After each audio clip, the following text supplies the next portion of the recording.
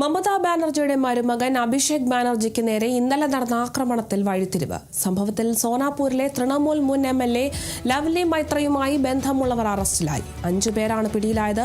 ആക്രമണത്തിന് പിന്നിൽ BJP ആണെന്ന് തൃണമൂൽ കോൺഗ്രസ് ആരോപിക്കുന്നതിനിടെയാണ് പുതിയ സംഭവവികാസം.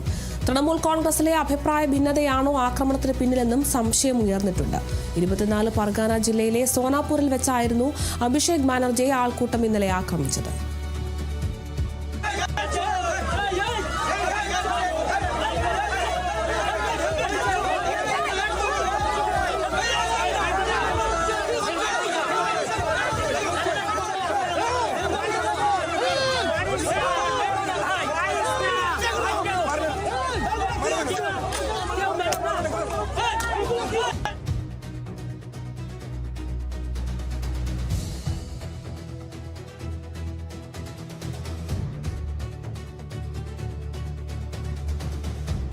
മമതാ ബാനർജിയുടെ മരുമകൻ അഭിഷേക് ബാനർജിക്ക് നേരെ ഇന്നലെ നടന്ന ആക്രമണത്തിലാണ് ഇപ്പോൾ വഴിത്തിരിവുണ്ടായിരിക്കുന്നത്.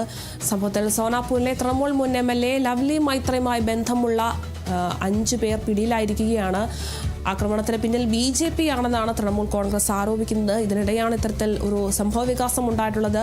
എന്തായാലും തൃണമൂൽ കോൺഗ്രസിലെ അഭിപ്രായ ഭിന്നതയോ ആക്രമണത്തിന് പിന്നിലാണെന്നുമുള്ള ഒരു സംശയമൊക്കെ ഉയർന്നിട്ടുണ്ട്.